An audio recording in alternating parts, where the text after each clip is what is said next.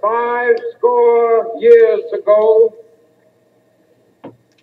a great American in whose symbolic shadow we stand today signed the Emancipation Proclamation. This momentous decree came as a great beacon light of hope to millions of Negro slaves who had been seared in the flames of withering injustice. It came as a joyous daybreak to end the long night of their captivity. But 100 years later, the Negro still is not free. 100 years later, the life of the Negro is still sadly crippled by the manacles of segregation and the chains of discrimination. 100 years later, the Negro lives on a lonely island of poverty in the midst of a vast ocean of material prosperity. 100 years later, the Negro is still languished in the corners of American society and finds himself in exile in his own land.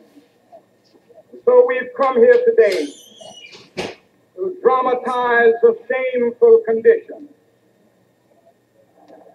There are those who are asking the devotees of civil rights, when will you be satisfied?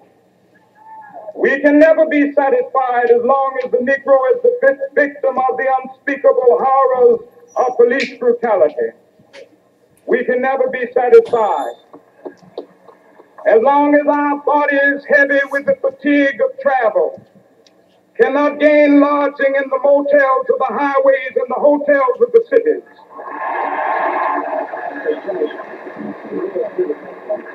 We cannot be satisfied as long as the Negro's basic mobility is from a smaller ghetto to a larger one.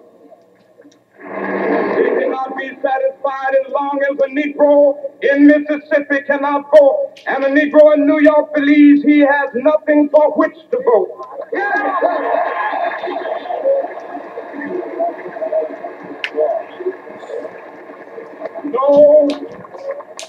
No, we are not satisfied, and we will not be satisfied until justice rolls down like waters and righteousness like a mighty stream. I still have a dream. It is a dream deeply rooted in the American dream.